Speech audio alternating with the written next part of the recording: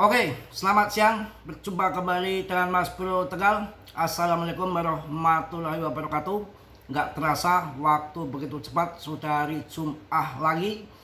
Mas Bro hari ini spesial untuk kalian, akan memprediksi harga PP ke depan sampai kuartal 1 di Januari, Februari, Maret. Ini pandangan pribadi Mas Bro, tentunya sudah di riset ataupun menganalisa dengan yang tidak sembarangan ya. Jumat ini spesial, Mas Bro akan memprediksi harga PP bukan dari analisa orang lain ataupun dari luar sana. Banyak yang memprediksi macam-macam, tapi ini pribadi saya Mas Bro. Tentunya akan saya sampaikan untuk kalian harga PP akan sampai berapa, dan yang sangkut-sangkut jangan khawatir ya. Akan tetapi kalian tetap dior riset sendiri dalam dunia kripto. Sudah selalu saya ingatkan, investasi apapun pasti ada resiko. Semua resiko ditanggung masing-masing. Mas Bro tidak bertanggung jawab atas kerugian kalian. Paham jelas ya? Masuk kripto siap untuk menanggung akibatnya. Cuan bisa kaya ataupun bisa memble. Jadi saya di sini tidak pernah ngajak-ngajak kalian. Kalian sendiri yang masuk untuk nonton channel ini ya. Jadi tetap dior, yang tidak sanggup dalam dunia kripto lebih baik minggir. Jangan coba-coba, khusus yang berani di dalam bermain kripto silakan. Yang tidak berani, yang setengah-setengah, nanggung-nanggung, nggak mau belajar, mending jangan bermain kripto ya. Oke, langsung saja. Di dalam koin PP, prediksi Mas Bro, komunitas yang begitu besar, yang begitu kuatnya secara fundament dengan backingan orang-orang ahli blockchain dan seluruh exchange atau bursa ya, memperdagangkan PP, dan histori saat ini terendah sepanjang sejarah. Pasokan ataupun baik ETH maupun PP ini sama sekalian akan saya bahas. PP juga diborong besar-besaran, ETH juga diborong gila-gilaan. Jangan melihat harga di layar. Kita harus cerdas melihat data on-chain yang tidak bisa dimanipulasi, dan data on-chain tidak pernah bohong. Menurut saya PP Rp1 mudah. Tidak asal jeplak saja. Dasarnya apa Mas Bro bilang Rp1 mudah?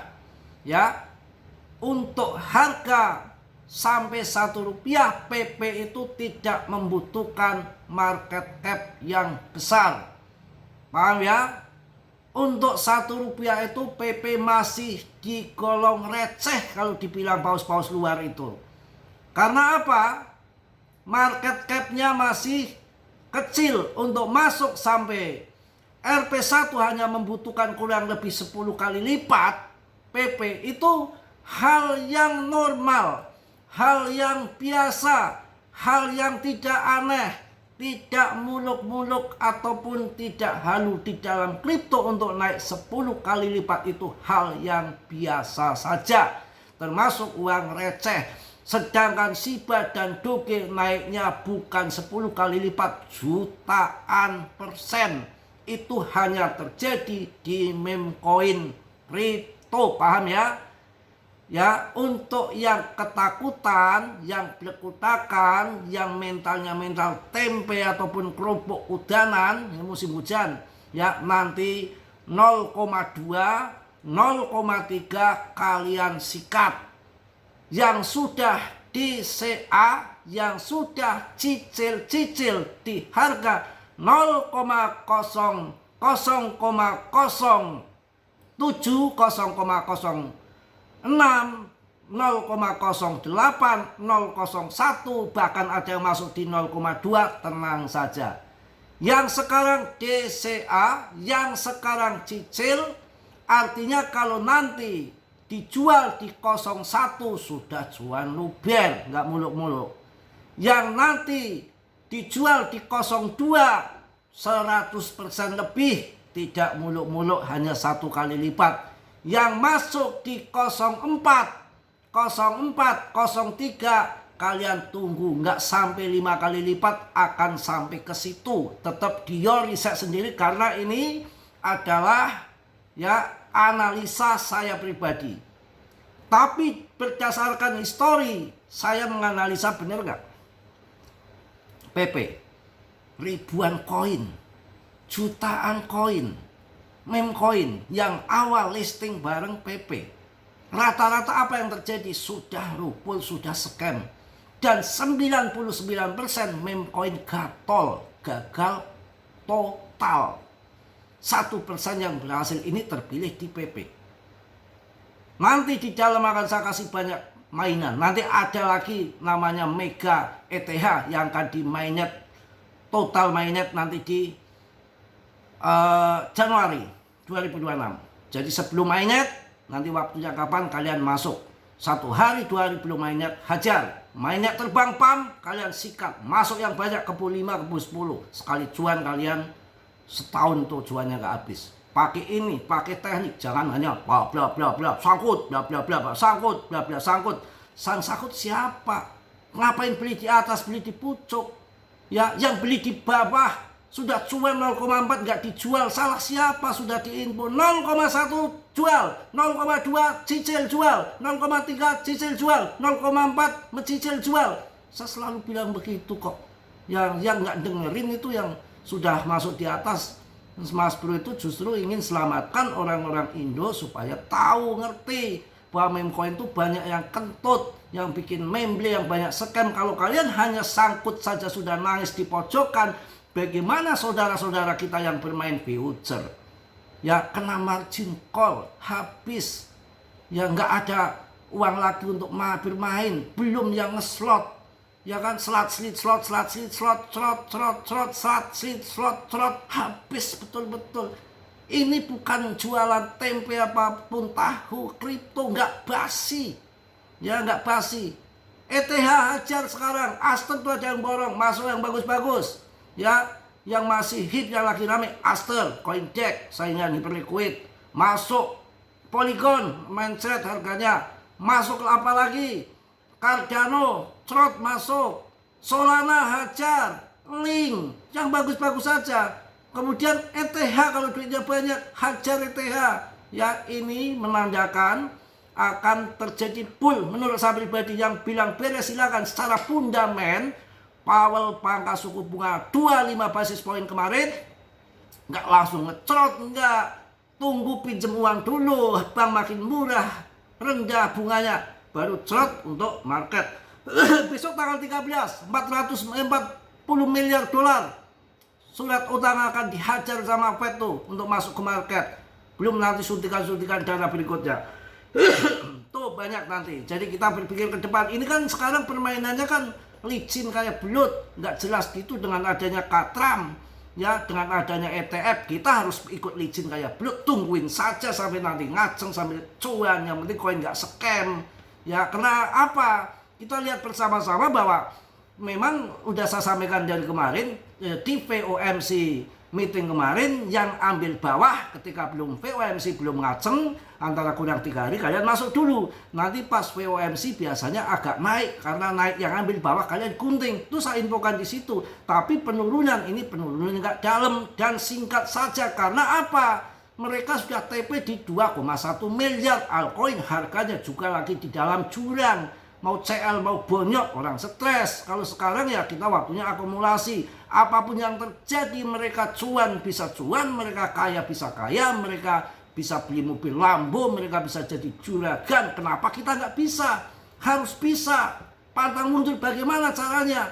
Kalau nggak cuan sekarang, ikuti ke depan. BTC ketika ngeber kita sikat. Begitu. Semangat. Laki-laki ada anunya, masa nangis, gambreng. Ya, di grup apa namanya ngeluh-ngeluh, di YouTube ngeluh-ngeluh, sangkut. Siapa yang suruh masuk kripto? Masuk sendiri kok. Ngeluh-ngeluh, saya sangkut, sangkut. Emang orang lain nggak pada sangkut? Yang di Sumatera sana aja nggak sangkut lagi ya. Kita doakan teman-teman kita, saudara-saudara kita di Sumatera bukan sangkut lagi, mobil tenggelam ke lumpur, harta benda habis, nyawa pun hilang. Ya kalau mereka merengek-rengek pantes kita bantu, lah kita sangkut di PP, nanti akan kembali lagi kok nangis. Itu kan satis loh. Dalam dunia apapun penuh dengan tantangan. Nggak tantangan, justru tantangan itu kita ambil hikmahnya untuk cerdas, untuk pintar. Bagaimana supaya nanti kita cuan ke depan. Jangan langsung mundur. Ya dagang sayur sudah nggak untung mundur. Jualan bebek sudah nggak untung mundur. Pertanian sudah nggak untung mundur. Ya nggak ada bisanya, mati aja sekalian mundur ke dalam tanah. Bercanda. Di sini tegas mendidik orang-orang berjiwa besar. Nggak ada yang orang nggak mau risiko. Nggak ada orang berjiwa lembek ingin kaya raya. Nggak ada, apalagi yang tukang apa, tukang hina, main lepret, habis, tinggal tunggu waktunya saja ya.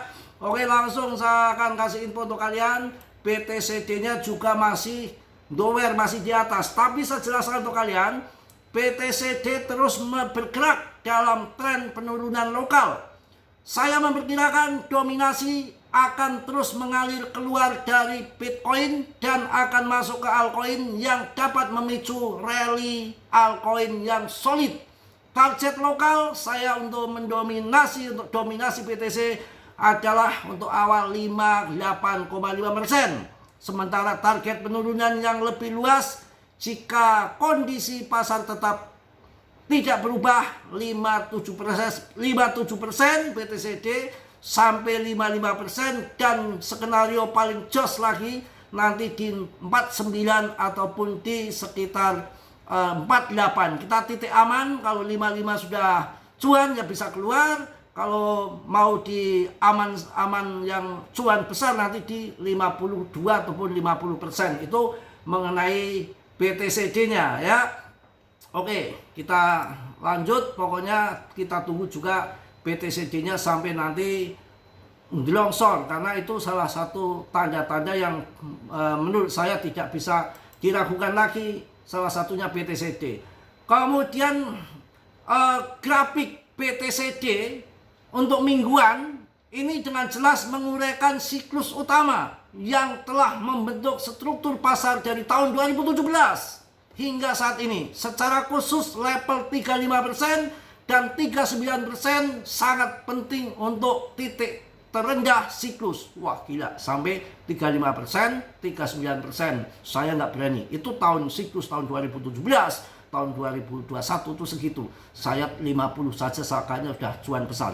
Di dalam PP 10 kali lipat Rp1 itu masih dikatakan hal yang biasa. Kalau orang luar itu dibilang masih sampah uang segitu. Nggak usah perlu kalian takut ya untuk naik sampai ATH baru. Ini juga banyak yang memprediksi. Sementara itu trader populer lainnya ya ini mempertahankan posisi long senilai 6.000 Ethereum dengan harga likuidasi di 3.150. Ini BTC lagi di ETH lagi di long ya. Selain itu, pelapor data on-chain Akram mengungkapkan bahwa seorang whale asal Tiongkok yang sebelumnya memprediksi dengan tepat kejatuhan pasar pada 10 Oktober kini memegang posisi long ETH senilai 300 juta dolar di hyperliquid. Ini lagi main lepret-lepretan. Harga Ethereum memanjat naik ke 3.200 dolar hari ini. Whale borong Ethereum besar-besaran. Ini mantap ya.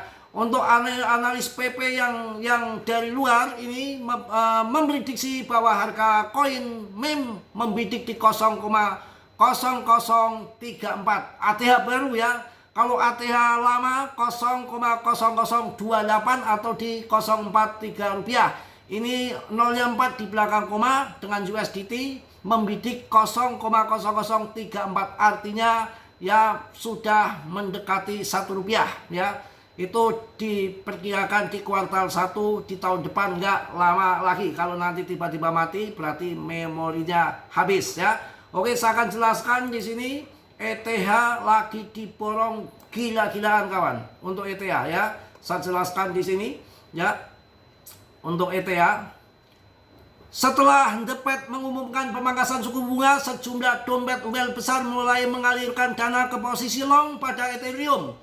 Ya, langkah ini menunjukkan keyakinan kuat terhadap potensi kenaikan ETH, namun di sisi lain juga meningkatkan risiko secara keseluruhan karena ini main leplet. Beberapa faktor menunjukkan bahwa posisi long tersebut berpotensi mengalami likuidasi dalam waktu dekat jika tidak disertai dengan manajemen risiko yang efektif. Ya, ini saya jelaskan untuk kalian. Supaya paham seberapa percaya diri whale terhadap posisi long Ethereum mereka.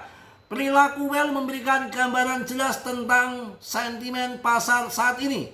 Akun pelacak onsen Lokonsen melaporkan bahwa seorang whale terkenal yang dikenal sebagai Bitcoin OG baru-baru ini memperbesar posisi longnya di plafon hiperliquid hingga mencapai 120.094 Ethereum.